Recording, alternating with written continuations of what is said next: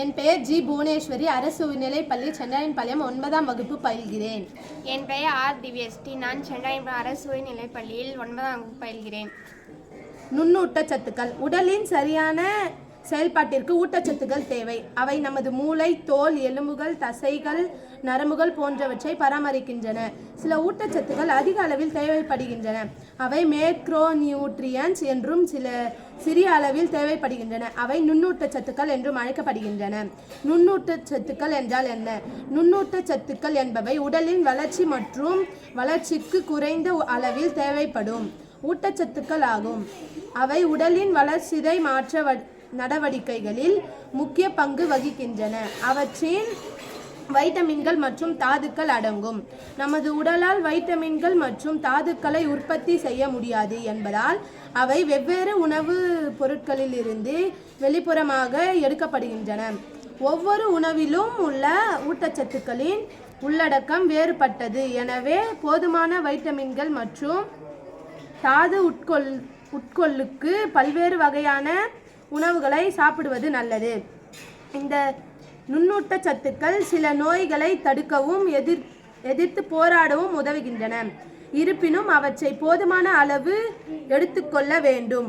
அதிகப்படியான உட்கொள்ளல் அல்லது போதுமான அளவு உட்கொள்ளல் பார்வை குறைபாடு, மனநல குறைபாடு போன்ற பல கோளாறுக்கு வழிவகுக்கின்றன. தாவரங்களில் உள்ள நுண்ணூட்டச்சத்துக்கள். தாவரங்களில் 7 அத்தியாவசிய நுண்ணூட்டச்சத்துக்கள் உள்ளன.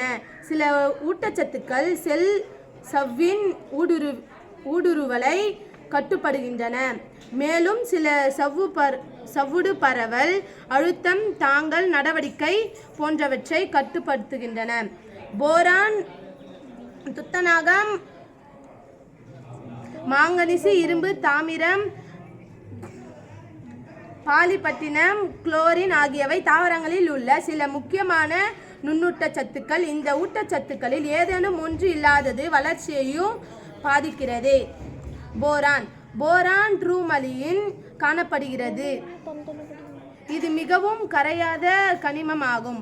மேலும் இது செல் சுவரை முறையாக உருவாக்குவதற்கும் வலுப்படுத்துவதற்கும் இது அவசியம். போரான் பூக்கும் பழம் தரும் செல் பிரிவு மற்றும் மகரந்த முளைப்பில் முக்கிய பங்கு வகிக்கிறது.